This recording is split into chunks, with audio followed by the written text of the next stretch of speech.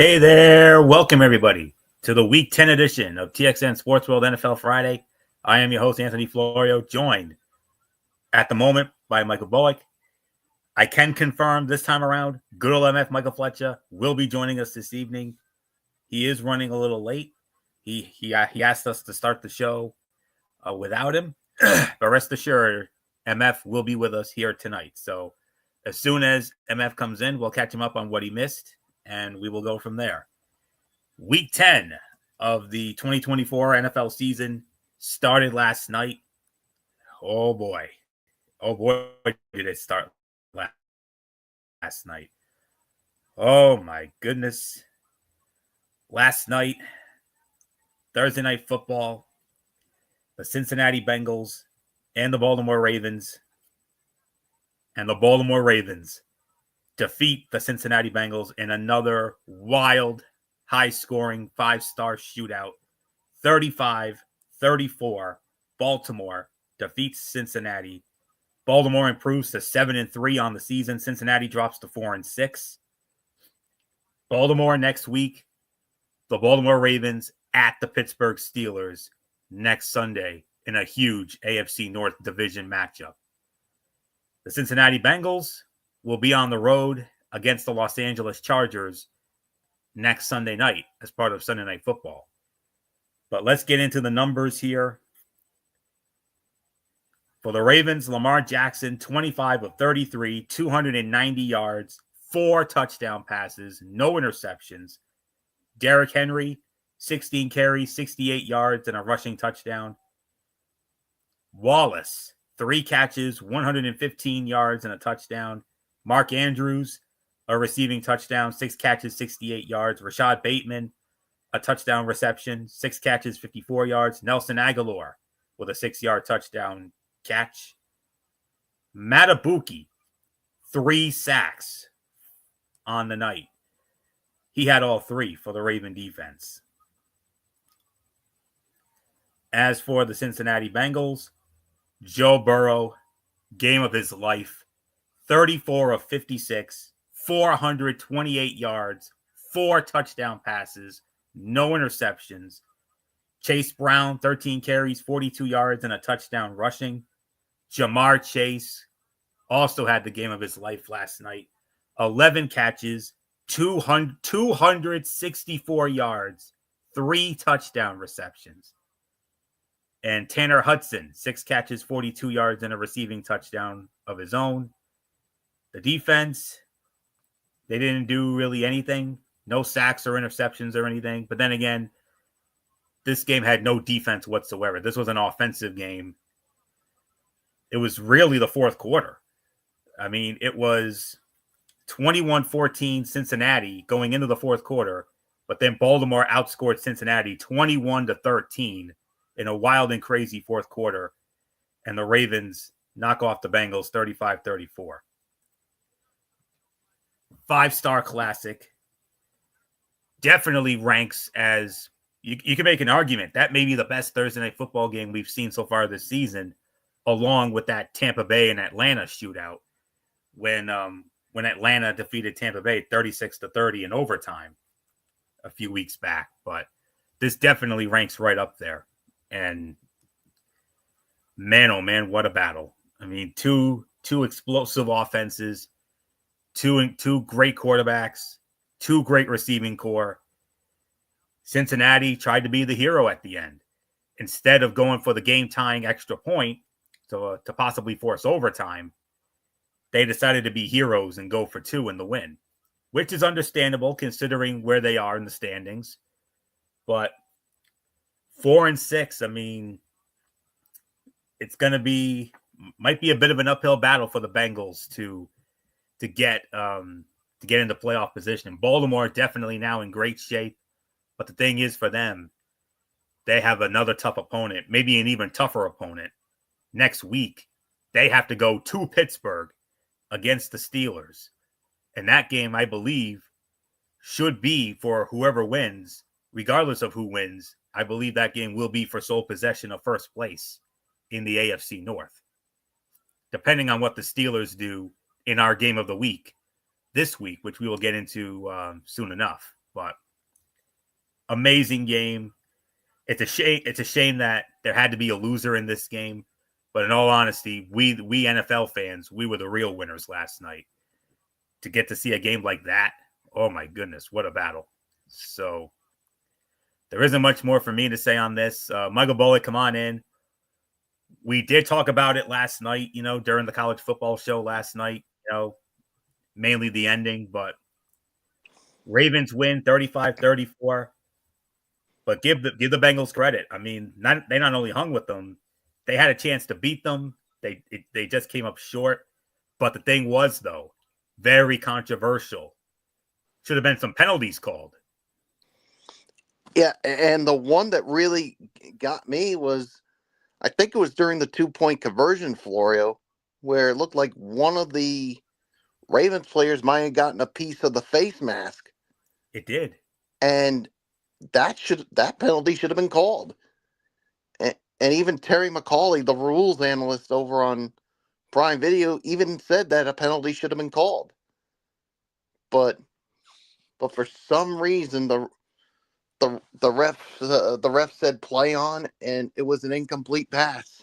So, I mean, what are your thoughts on them going for two, Florio? I want to get your thoughts. Do you think that was the right move? Do you think they should have just gone for the extra point and forced overtime? I would have gone for the tying extra point and played for overtime and let the chips fall where they may. That's what I would have done. But the thing is, Cincinnati, they're almost in desperation. I think it was a desperation move, honestly, because of their record and where they are in the standings. So and that's why I'm leaning more towards, I think it was the right move to go for two, because if they didn't have this record and if they had a winning record, then and only then I think they would have gone for the tie and sent it to overtime. But because of where they are now and wins are they really need it, I think they feel like, you know what, we have to go for the win here, because if we don't get the win here, it's going to be very tough for us to stay in playoff contention. So, but yeah, but it was a great game. I mean, one of the best Thursday night games that I've seen in a little while. Obviously, with that, of course, we had that Tampa and Atlanta shootout, but this definitely topped it. But like you said, Joe Burrow and Jamar Chase played the game of their lives, and yet it still wasn't enough to win. But that just goes to show you how good this Baltimore Ravens team is. So yeah. I think the thing now, Florio, they have to basically, for the Bengals, to me, they have to win out the rest of their games and get some kind of help if they want to be in the playoffs once again. That's the only way I see it happening. So, yeah, what a game it was. 5-star classic. So, really got nothing more to say except, Florio, let's move on to the rest of Week 10. And, of course, I got to ask you, who's on bye this week? Yes, before I get into that, the Cincinnati Bengals remaining schedule: at the Chargers, at home against Pittsburgh, at Dallas, at Tennessee, home to Cleveland, home to Denver, and at Pittsburgh. So that's a bit of a tough little stretch there, but we'll have to wait and see. But anyways, who's on bye this week? Well, very simple. This is week number 10 here. So we have the Cleveland Browns, Green Bay Packers, Las Vegas Raiders, and Seattle Seahawks. Those are the 4 teams you will not see in action this week.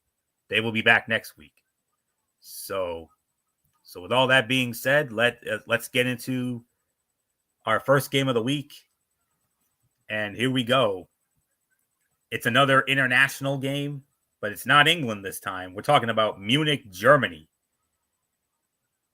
Munich, Germany is where this game will take place. The Allianz Arena in Munich, Germany. as it will feature the New York Giants squaring off against the Carolina Panthers.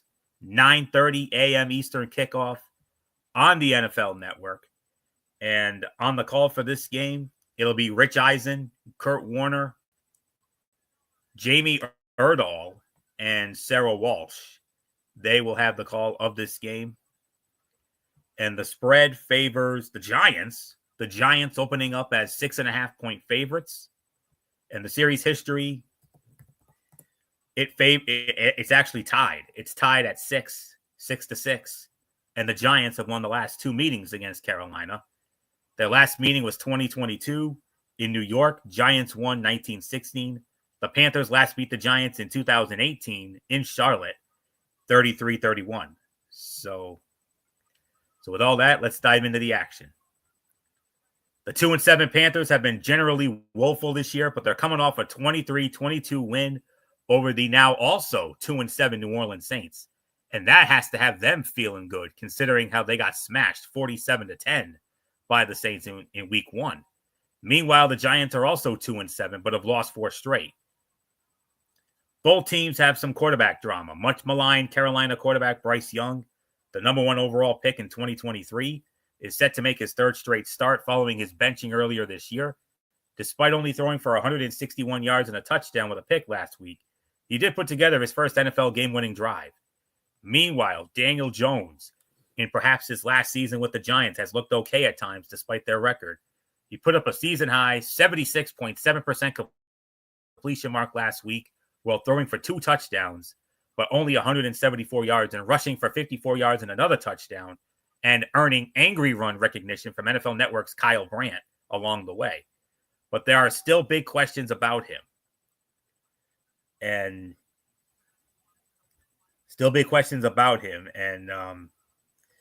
we'll definitely have to take a look and see what's going on with that. But nonetheless, get into a little more here. This is an unusual spot for the Giants. They're actually favorites despite coming in on a 4-game losing streak. The Giants had been underdogs in 24 straight games dating to week 2 of last season, their longest such stretch in the Super Bowl era. The expectations now are significantly different for quarterback Daniel Jones and company. The Giants have to win, and the heat will only intensify if they are upset by the Panthers, who are underdogs for the 30th straight time. Panthers quarterback Bryce Young will get his 3rd straight start after engineering his first NFL winning touchdown drive last week, but that came against the Saints team depleted by injuries. He will likely have help with rookie running back Jonathan Brooks, expected to make his NFL debut. The challenge will be stopping the Giants' rushing attack with a run defense ranked last in the NFL with 159.3 yards allowed a game. Daniel Jones has been sacked 27 times, 5th most of any quarterback in the NFL, but the Panthers have just 10 sacks on the season, 2nd worst. The FPI loves the Giants in this one, 66% going with the New York Giants, and I am going to go with the New York Giants to win this game as well. 23-20, the New York Giants defeat the Carolina Panthers in Munich, Germany on Sunday morning. So not much more to say. Michael Bullock, New York Giants, Carolina Panthers, Munich, Germany, Allianz Arena, both teams 2-7. The Zonk game of the week on the NFC side of the ledger. Your thoughts? Yeah, like you said, the Giants coming in as favorites, but obviously you're going against a really struggling Carolina Panthers team. So yeah, I'm going to go with the New York Giants to win this one as well. So yeah, there's really nothing more for me to add on to it. So let's move on. Okay, and we move on to the early afternoon games. And we started off with your team, Michael Bullock, as it will feature your New England Patriots on the road squaring off against the Chicago Bears, Soldier Field in Chicago. Fox will have the game.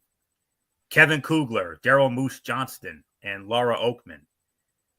They will have the call. Chicago opening up as a 6-point favorite. And the series history favors New England. Regular season series favors New England. 10-4. However, the last time they met 2 years ago, 2022 in Foxborough, Chicago, they smashed New England 33-14. Last meeting in Chicago was 2018. New England won that one 38-31 in a wild shootout. The Chicago Bears have not beaten the Patriots at home since 2000, the year 2000, 24-17. So not much more to say on that. We got good old MF Michael Fletcher here, and we'll get to the Patriots and the Bears in just a little bit. We got to get MF on in here. So no, MF, do the Patriots and the Bears, and then we'll play catch up. Catch up. All right, fair enough. Michael Bullock, we'll start it off with you here. Your Patriots, oh my goodness. I mean, insane ending against Tennessee last week. Drake May with that insane touchdown at the end, but unfortunately it was all for naught as Tennessee stole it in overtime. But now your Patriots have to go up against the Chicago Bears, and you got to believe this team has got to be fuming, and they got to be hopping mad after the last 2 weeks. I mean, the victims of that insane Hail Mary by Jaden Daniels and the Commanders, and then getting smashed in Arizona. I'm sorry, man. I think they're going to be taking it out on you boys on Sunday. Yeah, I think that's what's going to happen too. Because, yeah, after what happened last week, I mean, when the Bears thought they had that game against the Commanders in their grasp, and then it just literally was snatched away from them. So, and New England, like you said, coming off of a tough loss against the Tennessee Titans. Yeah, that's not a good look for them. So I too am gonna go. So I'm definitely gonna go with the Chicago Bears to win this one. And so yeah, and they're gonna take out their frustrations on us. So it's yours, Florio. Patriots quarterback Drake May, the number 3 pick, will make his 5th NFL start. And said seeing number 1 pick quarterback Caleb Williams on the opposite sideline is motivating to him. He said, I've seen him since high school. We'd go to the same camps. We were at the Elite 11 with each other. We got some college visits together. We kept up with each other in college. We were friends, and I enjoyed watching him do his thing. Now I get a chance to compete. So anytime you're going up against a rookie quarterback in the same class, it's a little extra. Bears wide receiver DJ Moore has had a quiet start to the season, aside from his breakout performance in Week 5 when he had 105 yards and 2 touchdowns. Including Chicago's loss at Arizona last week, Moore has 80 receiving yards total in his last 3 games and has never been held under 40 receiving yards in 4 straight games. Both Moore and Williams acknowledge that their on-field chemistry is not where it needs to be. Williams said, we talk all the time, we laugh and joke all the time and things like that, but I think talking a little bit more and communicating a little bit more about specifics of ways I see it and the ways he sees it, ways he's seeing it, and then keep going from there. The Patriots have gone 7 consecutive games without reaching 300 yards, their longest streak since 1992 to 1993, when they had 10 straight. Needless to say, the FPI loves Chicago here. 73% going with the Chicago Bears, and I'm going with the Chicago Bears. But I think it might be a little closer because, Drake May has this Patriot team playing better. The thing is, they just can't get over the hump. And I think they're going to come up short yet again. Because I'm going to go with the Chicago Bears to win this game. My final score, 24-17. Chicago defeats New England. So good old MF Michael Fletcher, come on in. Do you want to start with this game or do you want to... Let me start with this one and then we'll go into the remain. And then I'll rapid fire the rest. So we'll say this. As far as the game with New England goes, yes, bad luck, very unfortunate. They show some fight, they show some grit. That incredible touchdown right at the gun to Ramondre Stevenson was huge. And unfortunately, in overtime, that ended up not working because Tennessee went on to win the game. However, the one thing that the head coach, Gerard Mayo, has been talking about, and I don't know if Michael Billick, you've ever addressed this, was that he came out and basically blasted his own team by calling them soft. I kind of feel like that was the moment that really, you could take it two ways here. One, it fired up the team. It showed them that they had heart, they had grit, and they showed that no, we're not a soft team, that we can play that level of football that you want us to play. Or two, it's such a desperate move because, and I hate to say this, but there's been rumblings going on in Foxborough that maybe Gerard Mayo is not the guy and they may have made a mistake. And there is talk, very little chatter, but there is a little bit of a groundswell starting about maybe Gerard Mayo being fired after 1 year in the as 1 year coach of the New England Patriots. Now remember, take it with a pinch of salt. This is just the internet. You know how that goes. Don't believe everything you hear on the net. But I have been reading a few of the quote unquote Patriot podcasts and all that stuff. And they're basically saying that they've already given up on Gerard Mayo and that he needs to go. Fair or unfair, that's on you guys. You make that debate because that's Patriot fans. As far as I go, I got no horse in this race. Anthony Florio has no horse in this race. Michael Bullock, that's definitely on you. You don't have to say anything tonight, but there's going to be a point in a time where you might have to address that elephant in the room. It doesn't need to be tonight. So, yes, I get where that's coming from.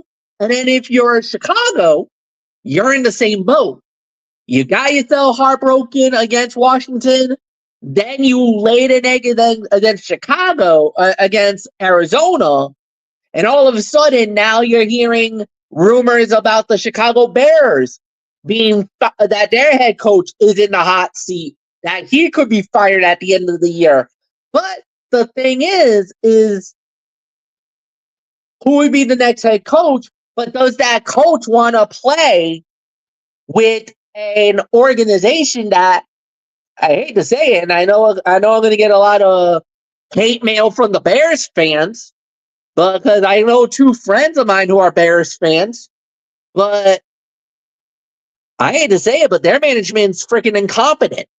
They don't even know what's right, what's wrong, what's heads, what's tails. They can't even get out of their own asses, for God's sakes. At least with the Patriots, you know what you're getting. Great organization. Robert Kraft, without a doubt, one of the best owners. Now, a lot of people are wondering, well, then why the hell is he not in the Hall of Fame? Now, again, I can say this, just personal opinion. I don't think they're punishing him for the Patriot mystique. However, from what I've been told, Robert Kraft has rubbed quite a few people the wrong way. And I'm talking about the media, not the owners, not the NFL. NFL loves the guy. But remember, when you're talking about sports writers, sports media, who could hold the keys to your induction into the Hall of Fame, there's a personal character situation that, and you can even talk about his legal troubles off the field. That might be one of the reasons why we haven't heard Robert Kraft's name getting thrown into the Hall of Fame. Just personal thoughts alone. Like I said, I'm going to go with Chicago for the game. I think they're going to be hopping mad, but I would not be surprised if New England wins it as well, because I think New England's got something to prove. They want to show the league that, hey, we're still the Patriots, that we're still good. Yes, their season stunk, but they've been playing a lot more better than they have in the last few weeks. So nothing more to say. Anthony, fire me with the rapid fire. All right. Real quick, I'm sure you saw that wild and crazy Thursday night game last night. Oh, yes. The Cincinnati Bengals and the Baltimore Ravens. The Ravens won 35-34. I was very curious. When the Bengals went for 2, there should have been mass penalties called, and I'm sure you concur with that. I totally agree with it. I saw the highlight. I saw the highlights of it, and there was at least 3 different penalties I could have called on that one. A, roughing the passer for the blow to the head on Joe Burrow. 2, you could have called 2 different penalties on the Joe Burrow. Face mask because of the grab of the face mask. That was one thing. Or personal foul, roughing the passer. That was the second penalty on that. As far as the Mike Gesicki situation, you could have gotten him for defensive holding. You could have gotten him for defensive pass interference. So yeah, there was at least 4 penalties that I saw on that play that I would have, where definitely the flag would have flown, and you could have nailed for a variety of of calls on that. Yes, but I don't understand why they went for the 2-point conversion. I would have at least would have gone for the field goal to tie it, and then take my chances into overtime, because I felt like even though I think their defense had not played good, especially in the second half, so I get why they didn't do it, but I would have gone for the 1 point, gone for the tie, and then hope and pray we were going into overtime. What a game, though, huh? Yeah, great game. 5-star classic. And next week, Cincinnati goes to the Chargers on a Sunday night game. Baltimore has to go to Pittsburgh. Woo. You already know Baltimore and Pittsburgh, what happens in those games. How many of those have we called over the years? Oh my God. More than my hands. Me too. And Bullock's too. But nonetheless, all right. That was only the second game on the docket, New England and Chicago. You only missed 1 game when you came in. Oh, nice. Yeah. New York Giants, Carolina Panthers at the Allianz Arena in Munich, Germany, 9:30 a.m. on the NFL Network. Well, all right. I'm going to say this. Now, I know a lot of people were like, what? Giants, Panthers? Really? And this is going to be the game we're sending to Germany? What the hell type of punishment is this? Why did you do this? Why would you do that to the German people? Why would you expose them to that type of futility of football? You know why? I'll say why. World War II.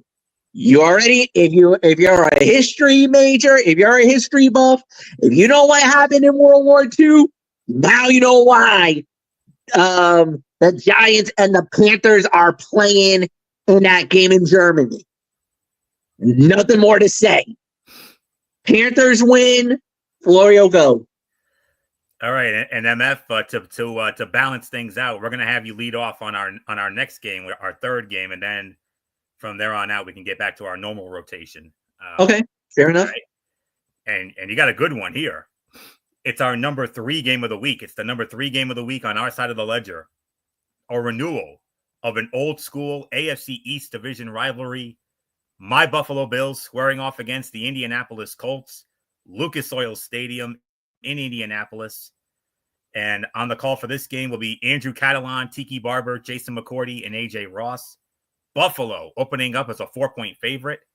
Buffalo leads the all-time series regular season 37-33 with a tie. The one tie came in their very first meeting in 1970 in Baltimore. Little fun fact for you. Last time these two teams met was 2021 in Buffalo. The Colts smashed Buffalo 41-15. Jonathan Taylor went off in that one. Last meeting in Indianapolis was 2018. Indy also smashed Buffalo 37-5. The Buffalo Bills have not won in Indianapolis since 1998, Peyton Manning's rookie season. They won 31-24 at the old RCA Dome in Indianapolis.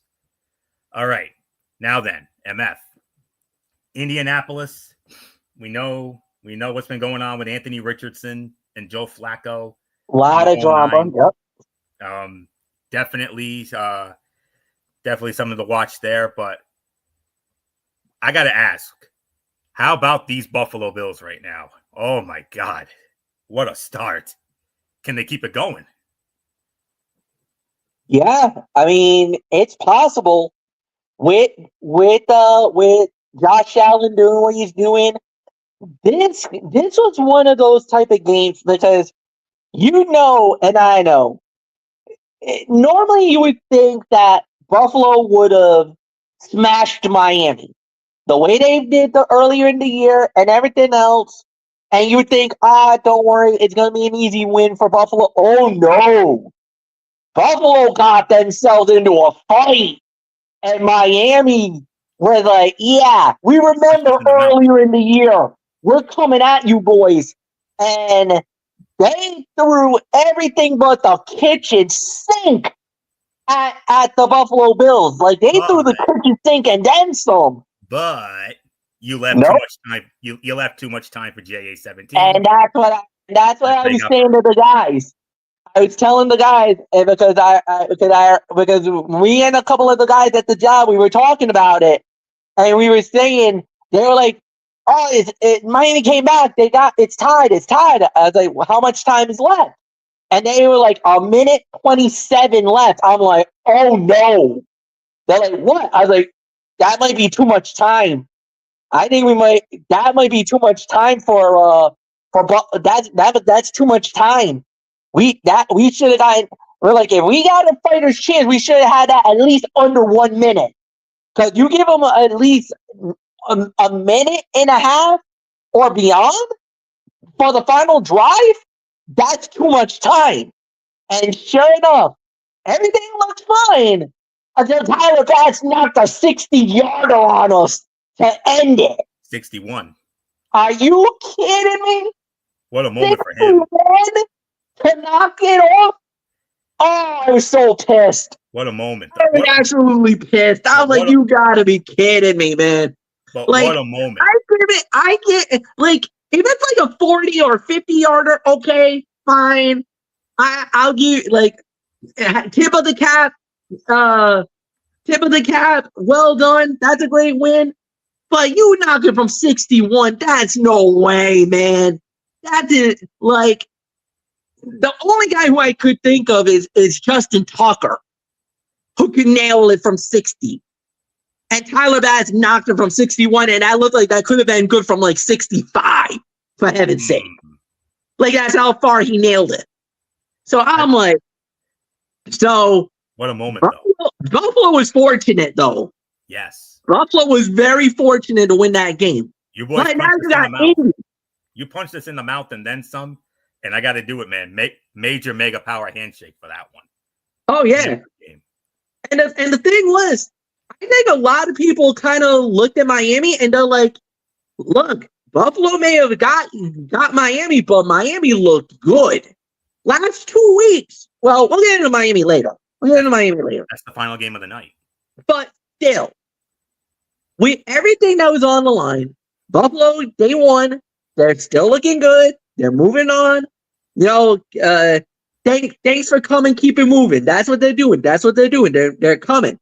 But remember, now you're going up against Indianapolis, and Indy is a very interesting situation. Flacco's the quarterback now. There's a lot of drama quarterback-wise. Is it Anthony Richardson? Is it Joe Flacco? What are we going to get? We don't know. Blah, blah, blah, blah, blah. We get it. Buffalo, they're kind of feeling like, you know what? In a way, we kind of got embarrassed. we should have easily beat the Miami Dolphins, like blew them out, like we did the first time in Miami. So there's a little bit of a chip on the shoulder because there's a few people out there that's like, yeah, well, look, you beat Miami, nice win, but you can't beat the elite of the AFC if you play like that. Because we already saw earlier in the year, they played up against Baltimore, and Baltimore smashed them. Rightly so. And we know everybody's talking about Buffalo and Kansas City coming up next week. And that's our game. So I'm wondering, my question is this. Is Buffalo looking past Cincinnati, Indianapolis, and already thinking about Kansas City? They better not. Oh, no. You don't. Don't do that. I'm not. Don't do that. That's all I'm saying. Bills fans, do not do that. Do not start putting the eggs in the basket before they have hatched. Don't do it. You already know how that ends. You take a team lightly any given Sunday, you get your butts kicked. Trust me. My Miami Dolphins got a little too complacent, thinking we had an easy win because Tua came back against Arizona, and Arizona took it from us. So don't do that. I say Buffalo wins, but this might be close, like 28-24. So, Michael Bullock, it's yours. And what a moment for Tyler Bass. I mean, 61-yard field goal. I mean, especially after everything he went through after that demoralizing loss to Kansas City in the divisional round. Wow. So, Michael Bullock, let's get your thoughts now. Buffalo, Indianapolis, our number 3 game of the week. What says you?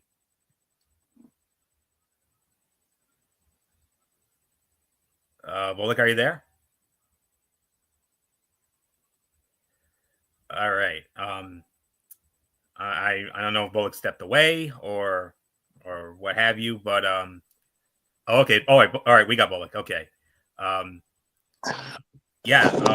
Buffalo, Indianapolis, our number 3 game of the week. Can Buffalo keep this hot start going? I think they can keep it going. I mean, because Buffalo's just focused right now. I mean, they're showing you why they are still the team to beat in the AFC East. So I'm going with the Buffalo Bills to win this one. So it's yours, Florio. All right.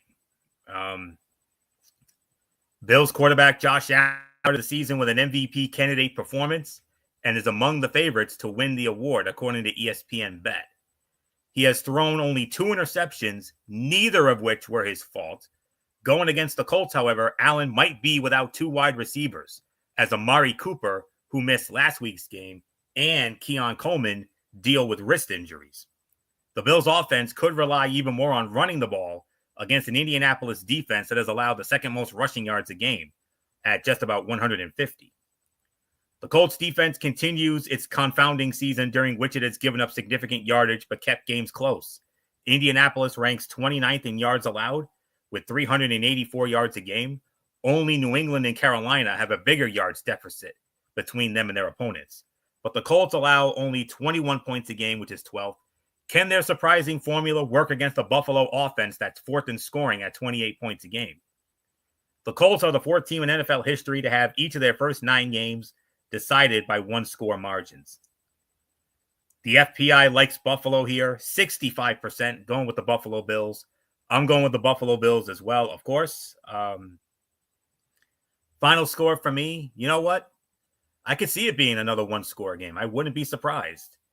28-21. I got Buffalo eking this one out, stealing one in Indy for the first time since 1998. And MF made a great point. They cannot look past Indianapolis. I know Kansas City's on the mind. Trust me, it's on my mind as well. But as I always say, take each game 1 week at a time, 1 game at a time. And then when Kansas City comes, they come. And they come next week. And by the way, that's our game of the week. And imagine this. A huge doubleheader, a huge double main event on our side of the ledger next week, which I will address at the end of the show. So for right now, Buffalo wins. I can definitely see Indy giving us fits here. I would not be surprised if they do. They most assuredly did 3 years ago. But nonetheless, I'm going with Buffalo to win. My final score here, 28-21, Buffalo squeaks by Indy. All right. Next up on the docket, we have the Minnesota Vikings squaring off against the Jacksonville Jaguars from TIAA Bank Field at Everbank Stadium in Jacksonville. And on the call for that one, it will be Adam Amin, and Adam Amin is back with his crew. It's Adam Amin, Mark Sanchez, and Christina Pink. And the spread favors, let's see, Minnesota. Minnesota opening up as a 7-point favorite. And Minnesota leads the all-time series with Jacksonville 6-1. Last meeting was 2020 in Minnesota. Minnesota won 27-24 in overtime. Last meeting in Jacksonville, 2016. Minnesota also won that one, 25-16. Minnesota's won 5 straight meetings with Jacksonville. Jacksonville has only beaten Minnesota once, and that was all the way back in 2001 when Jacksonville went into the Metrodome and they smashed the Vikings 33-3 in that one. So I believe this one goes back to me. So we go back to the top. So let's get into this one.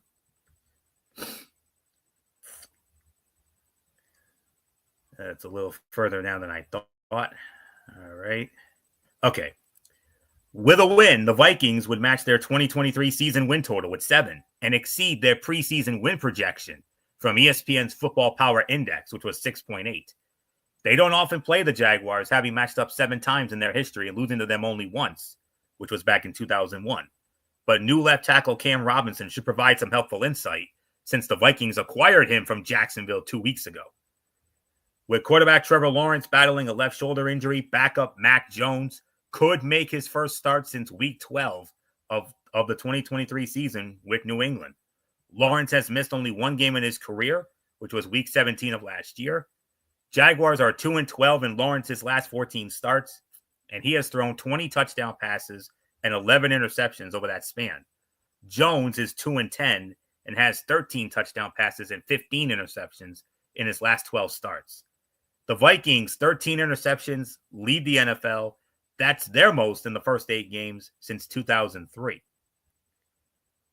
FPI gives it to Minnesota here. 60% going with Minnesota, and I'm going with Minnesota as well. My final score, I'm going to go 34-21.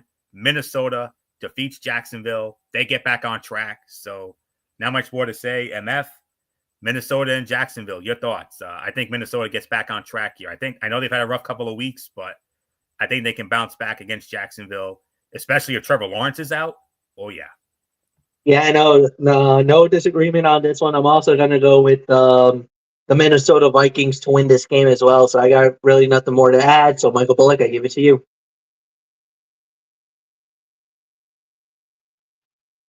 Yeah, I'm going to go with the Minnesota Vikings as well. So, like you said, no Trevor Lawrence. That's going to make it tough for them. So nothing more to say. It's yours, Florio. And we could see your old friend Bullock, Mac Jones. You never know. We'll see. So we'll see what happens come Sunday when the decision is made. All right. We move on now to back to our side of the ledger, and it's our number 2 game of the week right here. The Denver Broncos squaring off against the undefeated, back-to-back, reigning, defending, undisputed Super Bowl champion Kansas City Chiefs, Arrowhead Stadium in Kansas City. Kevin Harlan, Trent Green, Melanie Collins, they will have the call for that game. And Kansas City opening up as a 7.5-point favorite. And if I'm not mistaken, I believe this is their first meeting this year. I don't think they've met yet this year, to my knowledge. So the all-time series, Kansas City leads it. Regular season-wise, it is 72-55 in favor of Kansas City. They split both meetings last year. Kansas City won in Kansas City 19-8. The Broncos have not won in Kansas City since 2015. That's the last time Denver won in Kansas City. 31-24 was the final in that one. But they did beat Kansas City last year, but that was in Denver. But we're talking about Kansas City right now. So I think I've covered all the schematics. So MF, our number 2 game of the week. Denver, we saw them last week. Oh, boy. They got smashed. They got smashed by the Ravens in Baltimore. A game I thought was going to be somewhat fun. Yeah, fun for the Ravens, not for the Broncos. Oh, boy. Yeah. But the Chiefs are still undefeated. But what is it about this team? They're still undefeated, but yet they're like Bullock's Patriots of yesteryear. They keep finding ways to win. And Patrick Mahomes is like Superman. One minute he's hurt, the next minute he's back. Yeah. I don't know, man. I mean, it gets to a point. Talk to Michael Bullock because he knows better than anybody else how this plays. Until Kansas City shoots themselves in the foot, that's the only way they lose the games now. They literally got to shoot themselves in the foot. And here's the thing. Patrick Mahomes is not playing like an MVP candidate this year. He has thrown a lot of interceptions, which is very alarming.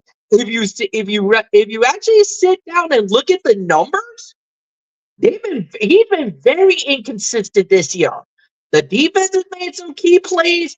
Offensively, they made some key plays, just enough to get by. But it's gonna come to a point where somebody's gonna catch them. If Kansas City has one of these off nights, like Buffalo, if they have like one of those type of performances, I hate to say it, Buffalo will expose you. And I'm gonna go out on a limb right now. You tell me, and this can always change because with injuries, whatnot, blah blah blah blah blah. But if you want my early prediction for next week, I got Buffalo beating Kansas City. So I'm laying it out there right now. I think Kansas City wins this game, but they gotta show me that they're the real Kansas City Chiefs, because right now, this team is not beating anybody in the AFC. You've been very fortunate up to this point because you haven't played anybody legitimately, like, you haven't played a legitimate, real threat. Buffalo is. And plus, oh, by the way, you got very lucky opening night that you did not lose that game against Baltimore. So I be watching myself right now, Kansas City. Mind your P's and Q's, because you might get caught. And who knows? It could be Buffalo next week that could end you. You don't know. Nothing more to say, Michael Bullock. No. Bullock led off, or no? No, it's my turn. All right, it's yours, kid. Yeah, I'm going with the. What are we talking about here, Florio? It's the Denver Broncos and the Kansas City Chiefs, our number 2 game of the week. Yeah, I mean, Kansas City. I mean, I think they'll win this one, but they better not overlook Denver, because if they look ahead to Buffalo, and thinking, oh, it's going to be another easy day at the office for them, Denver could shock everyone and beat the Chiefs. But I think this Chiefs team will be focused and make sure that this does not happen. Kansas City wins. It's yours, Florio. Yes, indeed. While many might be tempted to go with the Denver Broncos, and Sean Payton's team has shown some life at some points recently. Yes, they're 5-4 overall and coming off a 41-10 smashing at the hands of the Baltimore Ravens. But they had posted back-to-back wins before that. But then again, those were against the cellar-dwelling New Orleans Saints and Carolina Panthers, though. And the 8-0 Chiefs are a different caliber of opponent, and they're favored by 7.5 at home. But still, this CBS early game going to about half the country, while the other half getting the other big game on our side of the ledger between AFC West rivals has some appeal. And Kevin Harlan, as we all know, he's always good for some fun calls. You can ask good old MF Michael Fletcher that. The biggest question with Denver may be about rookie quarterback Bo Nix, as through his college career with Auburn from 19 to 21 and Oregon from 22 to 23, Nix, the 12th overall pick in the NFL draft, has shown incredible ups and downs to date. His stat line, his year-to-date line, 1,753 passing yards, 8 touchdowns, 6 interceptions, 63% completion mark is certainly far from dominant. And he threw for 226 yards and a pick with a 58% completion rate last week. But the week before showed the duality of Nix as he threw for 284 and 3 touchdowns with no interceptions and a 75.6 completion mark. Which Bo Nix will we get this week? On the Kansas City side, the Chiefs again had a narrow escape to stay perfect last week, beating the Tampa Bay Buccaneers 30-24 in overtime last Monday. A ton has been written about Patrick Mahomes and Travis Kelce not performing up to the stats we've seen in previous seasons, but the ailing ground game also deserves attention. Running backs Kareem Hunt and Carson Steele are averaging about 3.7 and 3.4 yards respectively a carry. Can they get the run going against the Denver Broncos?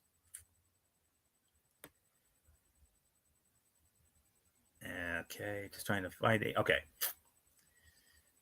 Get ready to watch two of the league's most aggressive defenses. The Broncos are ranked third in percentage of opponents' dropbacks that result in a hit, sack, or duress for quarterbacks, 37.4%, while the Chiefs are eighth at 34.2%. The Broncos will try to be judicious in how they rush Patrick Mahomes, given his success against blitzes. But they have tried in the past to bring some off-ball pressure. So the real question is how rookie Bo Nix handles the Chiefs' rush. Nix has been sacked 11 times in the last 5 games. The Broncos have yet to win when he has been sacked and has an interception in the same game. The Chiefs had trouble operating efficiently in the 2 games against the Broncos last season, scoring 1 touchdown and a total of 28 points. Mahomes was intercepted 3 times and sacked 5 times. The Chiefs are in a better place now offensively, averaging about 28 points a game over their last 4. But can they figure out Denver's defense, which even after last week's torching by the Ravens, is third in scoring, 18 a game, and 6th in yards, 295. The Broncos are looking to win consecutive games versus Kansas City for the first time since winning 7 straight against them from 2012 to 2015. FPI loves Kansas City. 77% going with the Kansas City Chiefs to win this game.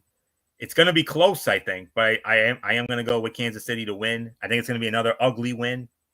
23-17.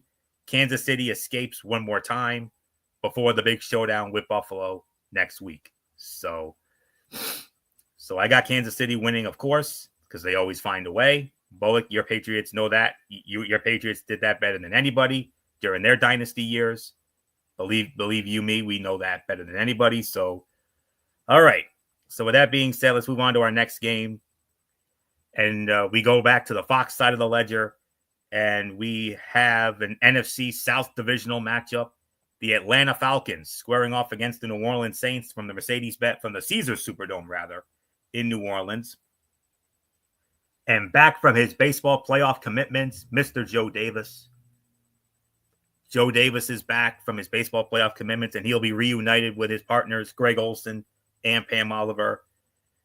And the spread favors Atlanta.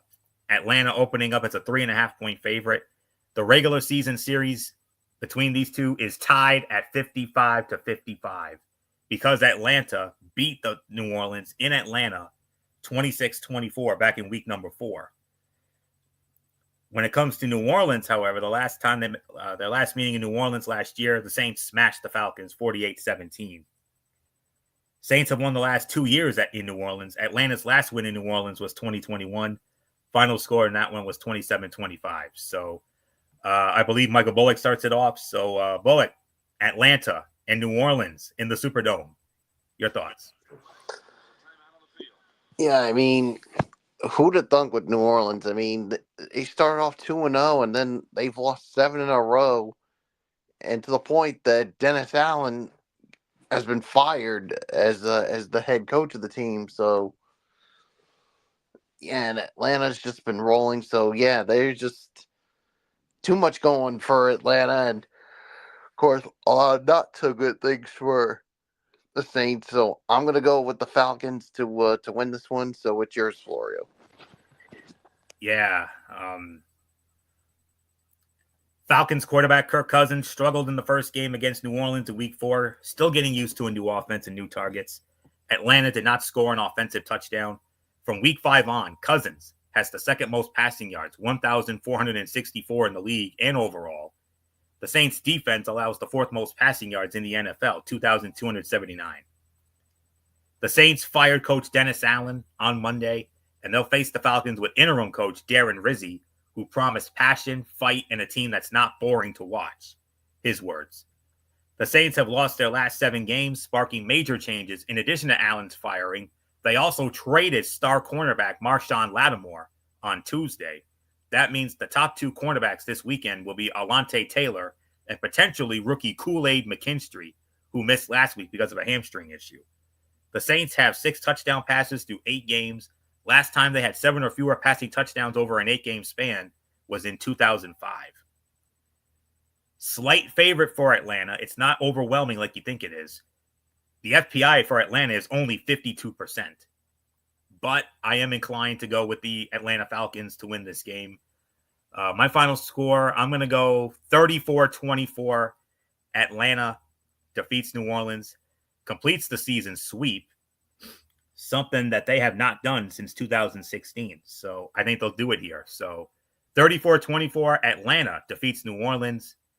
And MF, let's get your thoughts on Atlanta and New Orleans. Yeah, I'm with you guys. I'm going with Atlanta. I like what I've seen from the Falcons lately. I kind of feel like this is definitely gonna be a helpful victory more than anything else. So we'll see how it plays out. But yeah, I we'll see how it goes. So nothing more to say. It's yours.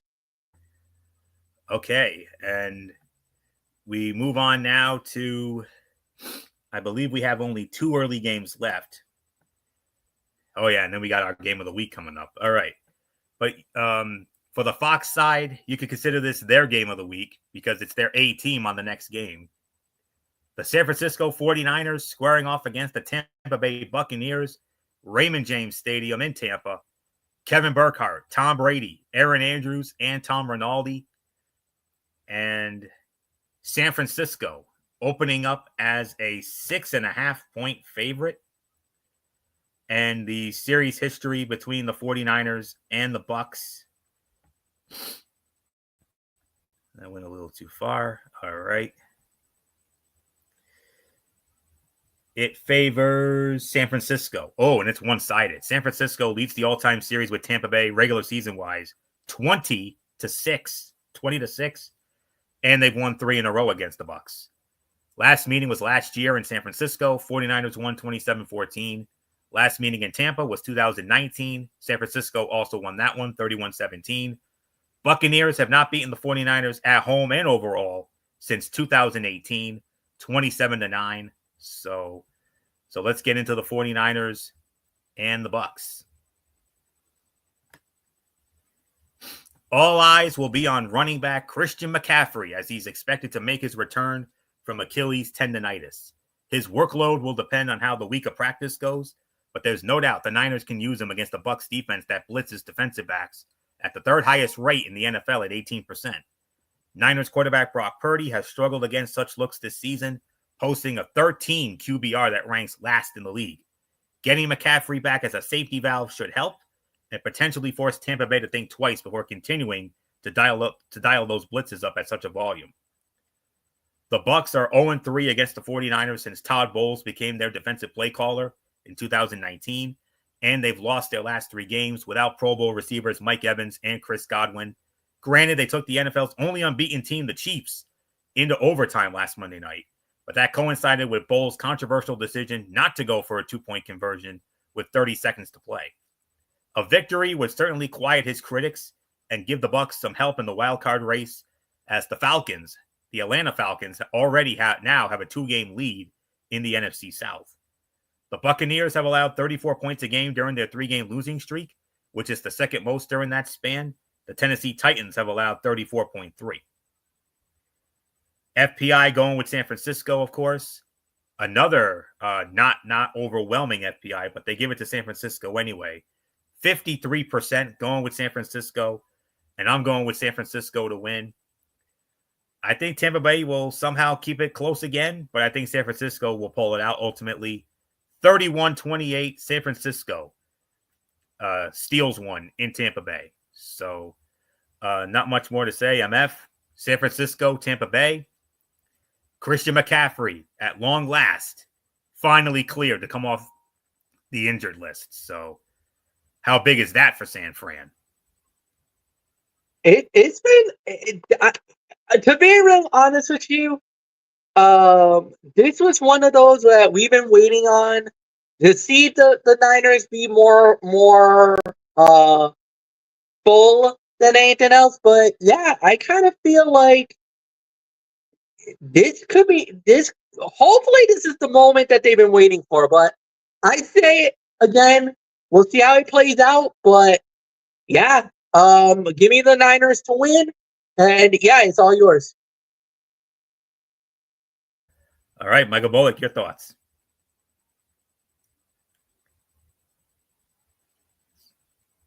No, who are we talking about? San Francisco and Tampa Bay. Christian McCaffrey's back.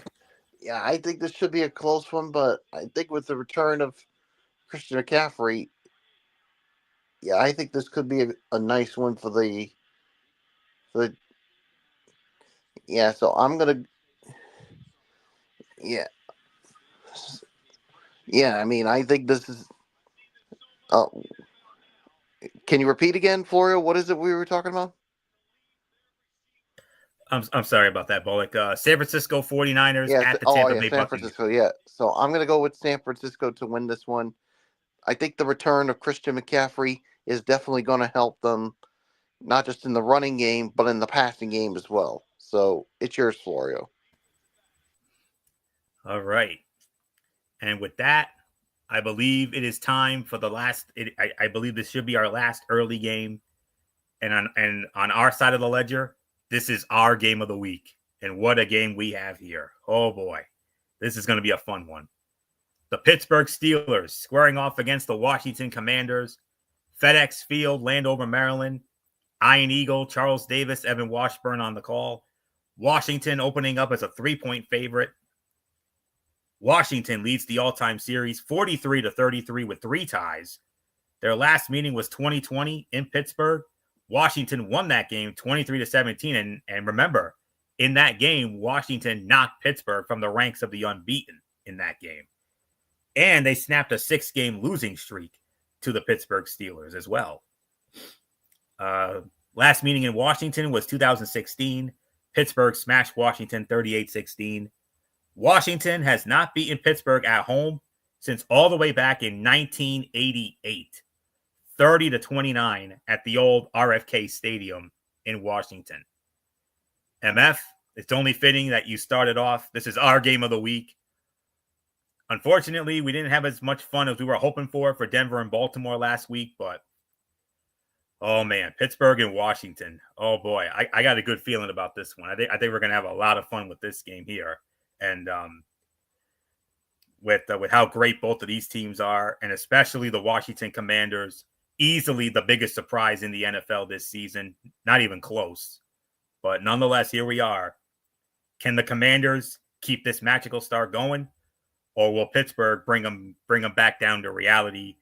So nothing left for me to say. As to Phil Simms to Mike Jim Nance, do that thing I like. Hello, friends. Yeah, we're gonna have to wait and see how this plays out. This is gonna be one of those type of games where it can go a number of different ways. Right now, I could probably say slight favorite to Washington, but I'm not overly confident with that game. Let's just say that. This will be a very interesting matchup. Great game coming up, but like I said, slight favorite for Washington. Nothing more to say. And Michael Bullock, it's yours. By the way, Bullock, it's Washington and Pittsburgh. Yeah, Pittsburgh at Washington. Our game of the week. So So, Bullock, who you got in our game of the week? All right. I'm guessing he probably stepped away, maybe. All right. I'll take it for a spin here. All right. Let's see. 1 sec. Okay. The headlines around these teams have been far from universally positive this season, but they enter this at 6-2 and 7-2 respectively. And perhaps the more surprising record there is from the home team, which went 4-13 a season ago and fired head coach Ron Rivera. Dan Quinn's debut season as their head coach has been great so far, and a big part of that's about the play of number 2 overall draft pick Jaden Daniels, who has thrown for 1,945 yards, 9 touchdowns, and 2 interceptions, and an almost 72% completion mark to date. Meanwhile, on the opposite sideline, Mike Tomlin once again has the Steelers doing better than expected, and they're doing so despite two very written-off quarterbacks in Justin Fields and Russell Wilson, and despite a whole debate about switching from Fields to Wilson when the latter returned from injury 3 weeks ago. But the teams won 2 straight under Wilson, albeit against the ailing New York Jets and Giants, and he's thrown for 264 and 278 yards respectively in those wins, and a 71% completion mark last week. Huge jump from his 55% showing against the Giants. His team is 3-point road underdogs here, but we'll see what he can do. Okay, it jumped up on me. All right. The typically stout Steeler run defense faltered in its last game before the bye, allowing Giants rookie running back Tyrone Tracy Jr. to rush for 145 yards, marking the first time the defense allowed a 100-yard rusher all season. The Steelers figure to have their hands full again with a Commander run game that ranks third in the NFL with 164 rushing yards a game. Not only do the Steelers have to account for 2 capable backs, but rookie quarterback Jaden Daniels, 459 yards, is second to only Ravens' Lamar Jackson in quarterback rushing yards. The Steelers took a step to shore up their run defense by acquiring Packers edge rusher Preston Smith at the trade deadline, but he might not be up to speed by Sunday. Washington has allowed 5 yards to carry or more in 5 games this season and a combined 366 yards rushing in the last 2 games combined. Part of the problem has been needing to keep 2 safeties deep more than they would like to, which they hope will lessen when new cornerback Marshawn Lattimore is able to play. Sunday, the Commanders must contend with a rushing attack that ranks 8th in the NFL in yards a game at 138. It's more of a consistent bludgeoning than long, flashy runs as the Steelers average 4.2 yards a carry. That makes this difficult for Washington. The Commanders have gone 4 straight games without a turnover, which is the franchise's longest streak since turnovers were first tracked in 1933. Another close FPI, but they give a slight edge to Washington, 53% going with the Washington Commanders, and I am going to go with the Washington Commanders to win this game as well. My final score, I'm going to go 28-25. Washington defeats Pittsburgh. Michael Bullock, if you're back, let's get your thoughts on our game of the week, the Pittsburgh Steelers and the Washington Commanders. I got the Commanders winning 28-25. All right. So with that being, all right, I'm guessing he's not back yet. All right. So with that being said, let's move on now to our late games. And I believe we only have, we have 3 of them. Yes. 1 4:05 game on Fox and 2 4:25 games on CBS. We'll start with the 4:05 game on Fox first. And we have a matchup featuring the Tennessee Titans squaring off against the Los Angeles Chargers, SoFi Stadium in Inglewood. Kenny Albert, Jonathan Vilma, Megan O'Leary, they will have the call for this one. The Chargers opening up as 7.5-point favorites, and rightfully so. And the series history, it favors the Chargers. Chargers lead the all-time series 28-16 with a tie. Their last meeting was last year in Tennessee. Tennessee won 27-24 in overtime. The year before, in LA. Chargers won 17-14. The Titans last beat the Chargers on the road not since their days as the Houston Oilers. You got to go all the way back to 1990, the last time this team won at the Chargers. And they were the San Diego Chargers also. 17-7 was the final there. So let's get into the Chargers and the Titans to lead off our late game slate here. Whoop. Okay. Both the Titans and Chargers like to slow the game down with their physical ball control offenses. Tennessee's 32 minutes and 34 seconds time of possession is fourth best in the league, but the Chargers aren't far behind with a 31-16 average, which is about 11th. Titans quarterback Will Levis, coming off a shoulder injury, is set to make his return and will be eager to make big plays, so the Titans staff has to make sure he doesn't press. Offensive coordinator Nick Holtz said, "We really want to manage. Not only manage the game, but go through the progressions, stay on schedule, stay efficient, and kind of go from there." The Chargers have been among the best passing offenses in the NFL in recent weeks, with the second most passing yards a game in their last 3 weeks, about 279. The Titans, however, are the NFL's best pass defense, allowing a league-low 156 yards a game. For that reason, this could be a big game for Chargers running back J.K. Dobbins, who had 105 total yards and 2 touchdowns last week in a win at Cleveland. The Titans have allowed only one quarterback to throw for more than 300 yards this season. That was Buffalo's Josh Allen at 323. The next closest quarterback was New England's Drake May, who threw for 206 last week. FPI likes the Chargers in this one, just about 67% going with the LA Chargers, and I'm going with the Chargers to win as well. My final score, 30-17, the LA Chargers defeat the Tennessee Titans. MF, your thoughts? I'm just going to say the LA Chargers, I kind of feel like they're going to be, it's not going to be the most dominating victory here, but yeah, I'll say they're going to win this game. So no, give me the Chargers, nothing more to say. I guess it's you and I for here on in, Florio. So next game. All right. Unless Bullock is back in, but I'm not sure. So we'll just continue on to our 425 matchups. And this next game comes in as our number 6 game of the week, as it will feature the New York Jets squaring off against the Arizona Cardinals. State Farm Stadium in Glendale, Arizona. Spiro Ditas, Adam Archuleta, and Aditi Kinkabwala for CBS. Believe it or not, the Jets are actually opening up as 1.5-point favorites here. A little surprising. The Jets 6-4. However, the Cardinals have won the last 2 meetings in a row. Their last meeting was 2020 in New York. Arizona smashed the Jets 30-10. Last meeting in Arizona, 2016. Cardinals also smashed the Jets 28-3. The Jets' last win over Arizona was 2012, an ugly 7-6 win in New York. The Jets' last win in Arizona was back in 2004, 13-3. So not much more to say. MF, New York Jets, Arizona Cardinals, our number 6 game of the week on our side of the ledger. Your thoughts?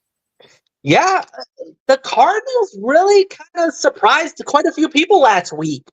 I think a lot of people didn't think that Arizona was going to do what they did, and lo and behold, they broke the brakes off on the Denver Broncos and kind of showed no mercy to them, and kind of was like, whoa, what the heck? What was that? Where did that come from?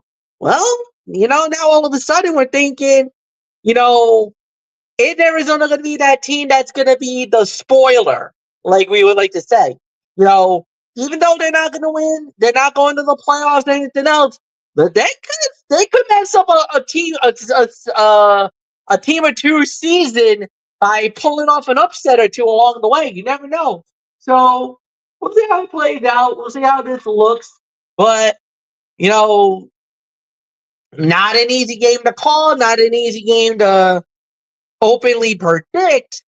But when you got the New York Jets coming around, again, also the Jets, you don't know what you're going to get from them. You hope to get the best, but you never know. So for me, I kind of feel like You know what? I don't know. I kind of feel like this could be Arizona. I know a lot of people like, nah, it should be the Jets easily. I don't know. I'm not convinced, but I'm gonna go with Arizona for the upset more than anything else, and we'll see how it plays out. Anthony, it's yours. I'm calling for the upset. I got Arizona winning. All right.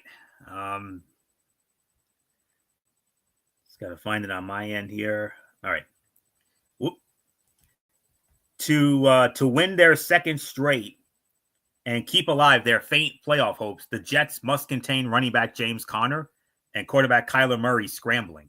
They have struggled against the run, 133 yards a game, which ranks 21st, and they've been exposed by mobile quarterbacks. In fact, the Jets have surrendered 209 scramble yards, fifth most in the league. It has been a huge point of emphasis this week in practice. If the Cardinals want to extend their winning streak to 4 in a row, which would also be their fifth in 6 games, then they need to continue doing what they've been doing recently, winning any way possible. Last week against Chicago, it was running for 213 yards. The week before, after they threw for 307 against the Miami Dolphins. And then the Cardinals need to contain quarterback Aaron Rodgers. Cardinals coach Jonathan Gannon said the Cardinals aren't going to be able to trick Rodgers, and he's good at not getting hit. So Arizona will have to win its one-on-ones to try to counter Rodgers' ability. The Cardinals are allowing opponents to convert on 48% of third down attempts, which is the second highest rate in the NFL behind the Carolina Panthers. The FPI slight edge to Arizona, only 51% going with Arizona, but I'm going with the Arizona Cardinals to win as well. My final score, 27-21. Arizona defeats the New York Jets. So as we continue to await a possible return from Michael Bullock, let's get into our next game here. The other half of the 425 doubleheader. When the schedule came out, we were thinking this could have been a possible game of the week.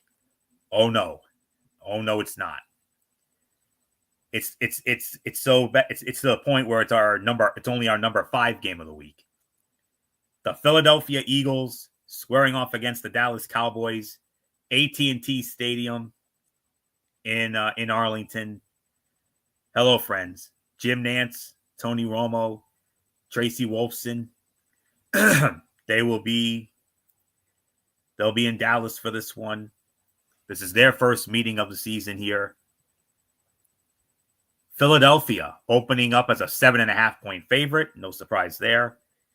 Dallas, however, leads the all-time regular season series 71-55. They split last year, but both teams won at home. So Dallas won in Dallas 33-13. Matter of fact, the only saving grace for Dallas right now is the Philadelphia Eagles have not won in Dallas since 2017, since their Super Bowl season of 2017, 37-9.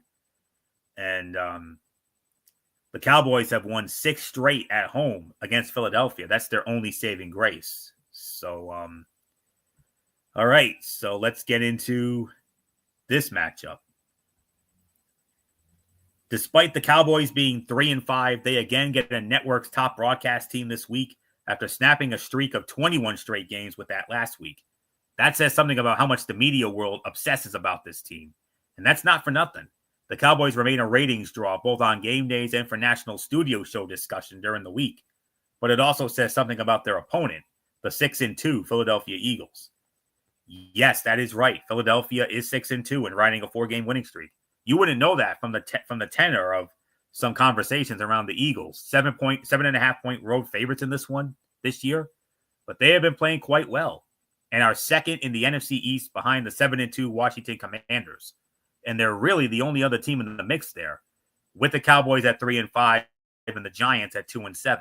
And a huge reason why is running back Saquon Barkley, who's made highlight reel reverse hurdles and also rushed for 925 yards, second in the league behind Baltimore's Derrick Henry, with 6 touchdowns.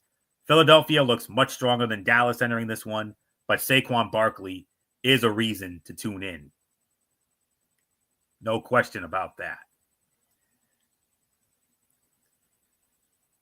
Okay.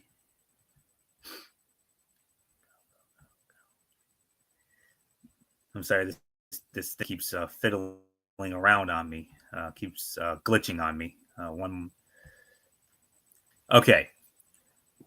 Eagles running back Saquon Barkley is 0-10 in his career against the Cowboys. All of those losses, though, came as a member of the New York Giants. He is with a more talented group in Philadelphia and has absolutely flourished through 8 games. Barkley is averaging about 6 yards a carry and ranks second in rushing yards a game at 116, behind Baltimore's Derrick Henry at 117. Coming off an electric reverse huddling performance against Jacksonville, Barkley appears well-positioned to get off the schneid against Dallas.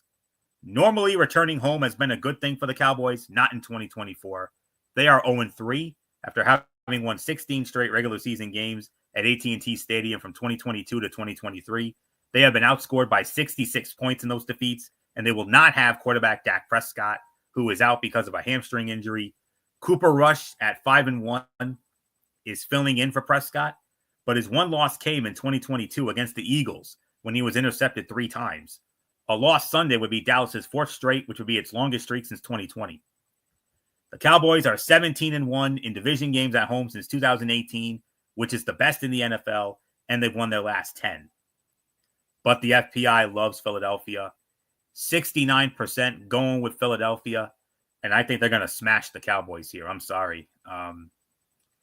Final score for me, I'm going to go 35-10. This is not even going to be close. I think Philly's going to win this one rather comfortably. 35-10, all Philly in this one. Fly, Eagles, fly, no doubt about it. So, MF, Philly, they figured it out. Saquon Barkley is out of this world. Whereas for Dallas, oh boy, what a mess. And now their franchise quarterback is on the injured list, and now Cooper Rush has to fill in. Oh, what a mess in Dallas. Yeah, no, what a mess indeed. I'm gonna say it too. I feel like this is gonna be Philly making a statement more than anything else. So yeah, I'm in total agreement here too. Give me the Philadelphia Eagles to win the game. Anthony, it's back to you. All right, MF, and you're going to be leading off on our next game, which is the game of the week on the NFC side of the ledger, if you really think about it, even though it's not a Fox game, but still. This is going to be a fun game. Sunday Night Football on NBC. The Detroit Lions squaring off against the Houston Texans. NRG Stadium, formerly Reliant Stadium in Houston. Mike Tirico, Chris Collinsworth, Melissa Stark on the call for that one. And the spread favors Detroit. Detroit opening up as a 3.5-point favorite. Houston, however, leads the all-time series 4-1. Detroit won the very first meeting back in 2004, 28-16 in Detroit. But Houston has won all 4 meetings since then, including the last one in 2020, 41-26 in Detroit. 2016 was their last meeting in Houston. Houston won 20-13. So, all right, MF, Sunday Night Football. What a matchup here. The Detroit Lions, possibly one of the teams to beat in the NFC, if not the team to beat in the AFC. However, squaring off against an upstart Houston Texan team in Houston in prime time. Far and away the game of the week on the other side of the ledger. Yeah, without a doubt. I think it's going to be very interesting to watch how this plays out. So, look, I kind of feel like Houston's done really well lately, and they've been playing some very good, games. But at the end of the day, I kind of feel like this is kind of one of those type of situations where, I kind of feel like it's going to be a close game. It's going to be tight, but I feel like the Texans are going to win. I don't know why. I just do. I just feel like this is their moment. So, just really nothing more to say here, Anthony. Give me Houston to win it. But again, this can go a number of different ways, but I got the Texans winning, so it's yours. Wow. Okay. Okay. So here's the reason why. Like, let me try to preface this. I know a lot of people are gonna say Detroit, but I kind of feel like Houston has been underrated. I think a lot of people kind of feels like, yes, they haven't really played great and everything else, but Detroit's had really good performances, but I don't think they've really been challenged yet. So I kind of feel like going to Houston, going in that house, going in that stadium, I don't know why, but this could be upset alert. That's the thing that I wanted. I think that's the best way for me to say this. I got Detroit on upset alert right now for this game. Okay. All right. Fair enough. Fair enough. So we'll see if you're right. So okay. So let me get my stuff here. All right. The Detroit Lions' growth over the last 3 seasons under the tandem of head coach Dan Campbell and general manager Brad Holmes has been remarkable. They went from 3-13-1 in 2021 to 9-8, then to 12-5 and NFC North Division champions, and within 1 win of going to the Super Bowl. And they're rolling again at 7-1. But like MF said, they have a tough opponent here in the 6-2 Houston Texans. And while they are currently 3.5-point road favorites here,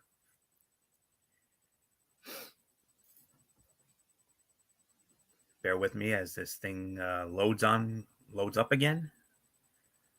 Apologies, friends. A little slow on my end.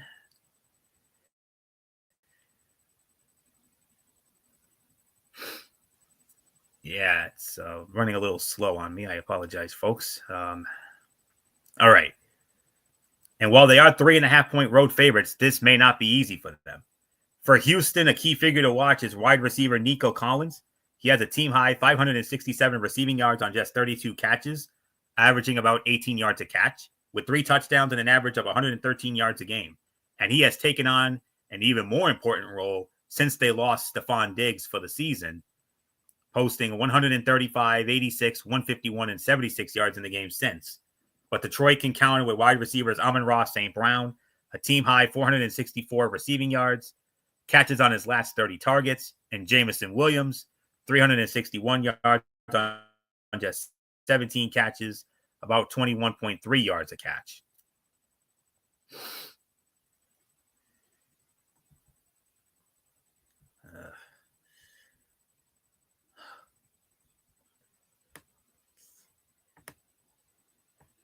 Lions receiver Jamison Williams will return after serving a 2-game suspension for violating the NFL's performance-enhancing substances policy.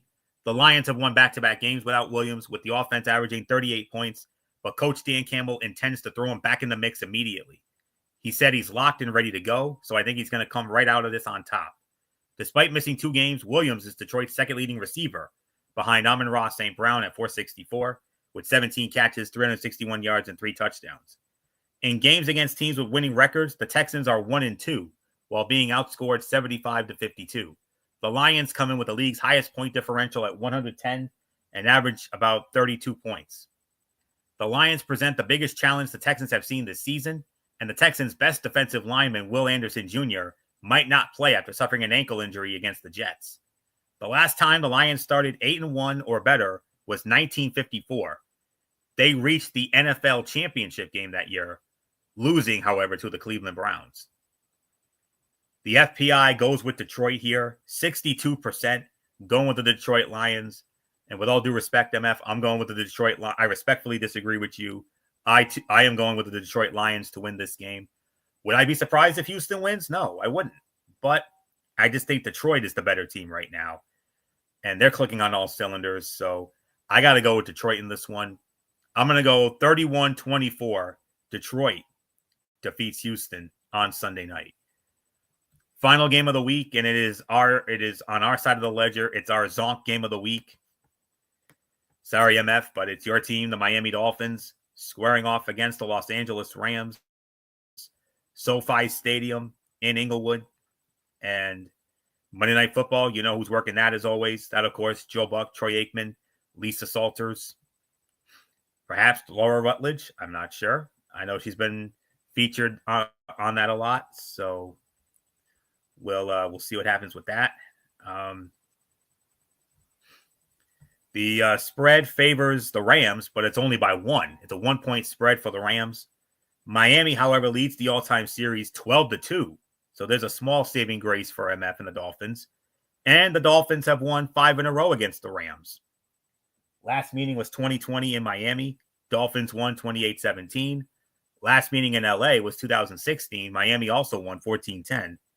Rams have not beaten the Dolphins at home and overall since 2001, when the Rams smashed the Dolphins 42-10 in St. Louis, when they were the St. Louis Rams. Rams went to the Super Bowl that year. So with that, let's get into our final game of the night. This matchup has not gone as hoped when the schedule was set, with the Dolphins, 11-6 last year, entering at 2-6, and the Rams coming in at 4-4. But there are still some things to like about this one, with Los Angeles entering on a 3-game winning streak and Miami losing their last 2 games by a total of 4 points and on walk-off field goals. For the Rams, running back Kyren Williams is a key figure to watch. He has rushed for 602 yards and 8 touchdowns this season, albeit while averaging just 3.7 yards a carry. For the Dolphins, quarterback Tua Tagovailoa remains a key subject of discussion following his return from a concussion, and he's played pretty well the last 2 games. He threw for 231 yards and 2 touchdowns last week at Buffalo with a staggering 89% completion rate. We'll see what he and 1-point underdog Miami can do here, and we'll see how we'll see what happens with that one as well. So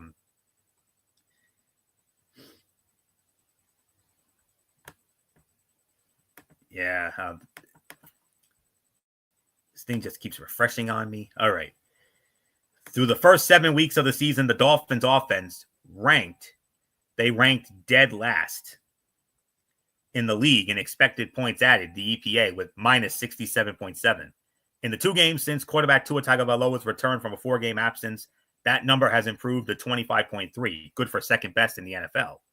Miami's resurgent offense gets a stiff test against the Ram defense that leads the league in EPA during its current 3-game winning streak. The Rams have the most passing yards a game at 197, most completions a game, 16, and the 4th most first downs a game at 9 when targeting wide receivers. But this season, that's according to ESPN research, by the way. But this season, Miami has had success limiting production from that position. The Dolphins have allowed the 4th fewest completions a game, just under 10, 4th fewest passing yards at 118.5, and the 8th fewest first downs a game at 6 when opponents target wide receivers. The Rams defense has scored in 4 consecutive games, according to Elias Sports Bureau. Only 2 teams have done that in 5 straight games. The Rams in 1952 and the 1994 LA Raiders. The FPI goes with the Rams, 55% going with LA. Sorry, MF, I got to go with LA as well. My final score, I'm going to go 28-21. The Rams get by Miami.